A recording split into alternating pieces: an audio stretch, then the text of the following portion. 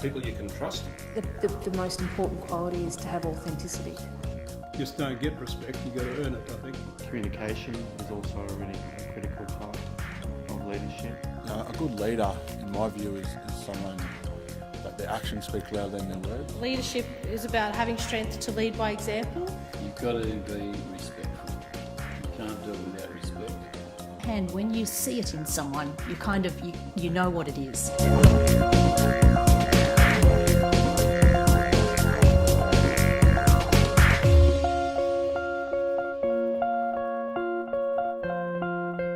The whole idea of the fellowship started really in connection with Paul Briggs. Paul was doing a whole range of things and he was doing them in his own time, but at the same time trying to hold down a job. When Paul was wanting to re-establish the Rumballara Football Netball Club, and he was also really deeply involved in financial literacy work and a whole range of other community development initiatives. It was out of that we wanted to try and go away and find some sustainability for Paul, and it was a matter of sitting down one day and trying to figure out how to do that. And from that discussion, then that's what grew then into the Fellowship for Indigenous Leadership. I met with different people who'd come together to do the fellowship, to run it, well-meaning white fellas, they call themselves, with a commitment to getting behind Indigenous leaders and saying, how can we help you? One of the things that we agreed about was that we didn't want it to be bogged down in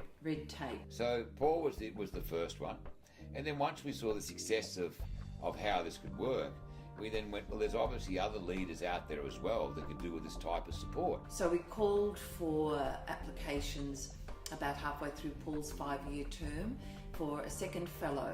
At the time we received some amazing applications and nominations, and decided to not only appoint the second fellow, who was Daphne Yaram, but also to start the other aspect of the fellowship program, which was the Emerging Leader Awards. I would not honestly have the opportunities to do the things that I've done without the fellowship. I think it has helped shape me to be the person I've become. It has allowed me to touch so many people's lives. It provided me the opportunity to have a look at the world in Canada and go and visit First Nation places. I have extended friends who are fellows, and they are all doing wonderful work, so they inspire me. The fellowship has given me some resource and support to do stuff that I can't do as part of my day job.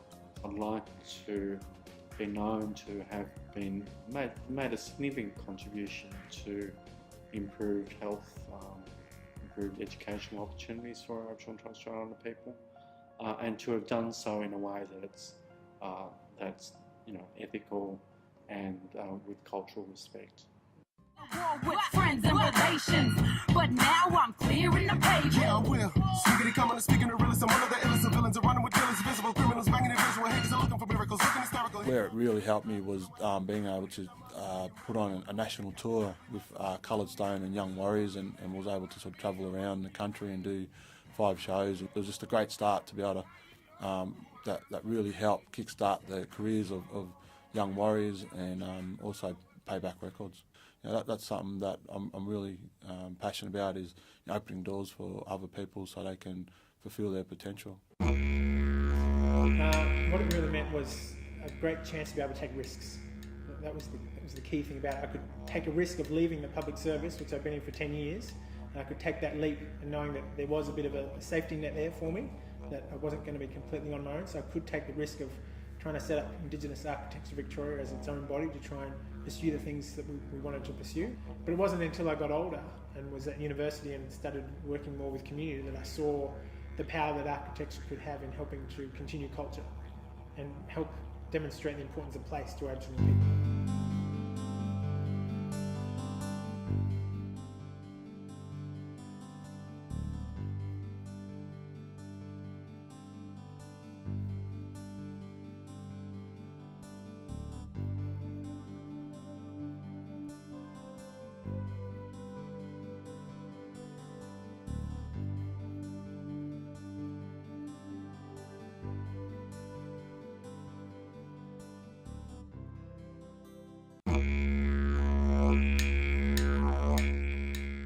The focus of my work under the fellowship was to raise awareness, firstly, of mental health, in particular in the Aboriginal community. That's the concept of intergenerational trauma, the impact of generations and the historical impact for Aboriginal people since colonisation. As I've begun to study it, I've begun to see those patterns of how our community's actually been impacted. The fellowships provide a fantastic support and encouragement, and has given me the confidence in my family to inspire my family members and motivate them to achieve. Oh yeah, they've just been really fantastic in supporting me and strengthening my skills and knowledge to enable me to help my community. I've been involved in a lot of gatherings and mainly bringing people together. I think the most satisfying part of what I do is the individual yarns that I have with young people and women particularly, that I wouldn't record down in any sort of formal way. I think just the conversations that I have about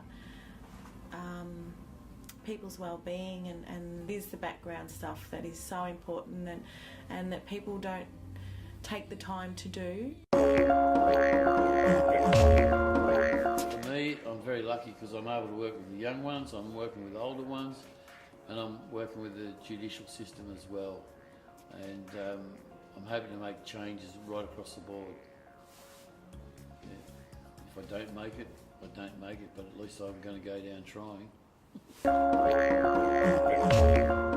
could see the possibilities of what the KGI could do and what we as Aboriginal people could create. But it was a blank canvas, and it was a massive undertaking for the first few years. It was a lot of work, and it continues to be, but it's a really unique opportunity. Different people have different views on what leadership is, and it's from my perspective, it's really important for people to live lives that they're proud of. I think what the fellowship has done is provided me with an opportunity to spend time with other Aboriginal leaders like Uncle Paul Briggs and Daff and Trevor and a number of fellows that you just really value as people. So to have that chance to learn about how they've kept going and being resilient and patient and kind to themselves. Often this space you can feel very taxed at different points. I was nervous about applying, and it's funny, at that point I think it was a pivotal point, but at that time I didn't realise that it was. I'd like to think that the legacy of my leadership, or my role that I've played with inside my family and in my community and around, is that it's actually building a platform for the next wave of young people to work from, and that young people feel that that's been a great contribution to enable them to take on the mantle of leadership, and that are strong enough to do that. Watching the evolving and the development of those people that have been granted the basically as fellows and also as leaders there, to watch them go away and grow into who they are and what they are. You know, they're always very impressive people before we had anything to do with them. But what this has allowed them to do is to even grow further as people as well. Forgetting about the work that they've done, which has been exceptional, by the way. Now, the work that they've done within community has just been simply exceptional and would not have occurred in many instances without the type of grants that they're able to get from people like us. One of the real markers has been to be able to invest in people so they can just get on and do what they want and need to be able to do. I'm just really grateful that the trustees who came together and contributed their own funds, I want to tell them that their legacy is creating wonderful change in our communities. Standing strong. You're gonna let you buck me or push me away. So now you know who I am today. Standing strong. And I'll never change no matter what they say. It's GPB, yeah, you know me, repping the NT streets, down the VIC, rapping it rapidly, attacking all the hip-hop beats. See what happens happens when you see Indigenous MCs rock across the nation, hoping to get overseas. Cause it's more than just a dream, plus we do this for our people. Defeat for all the evil that we see every day. Hoping that the sun shines so we can see better days. Who's that there? Aboriginal, cool like air. On the microphone, fly like a spear. With them flows, sound smooth, sound slick. Out the stereo, I'm a gun baby. I hold it down like a boss to represent, baby. To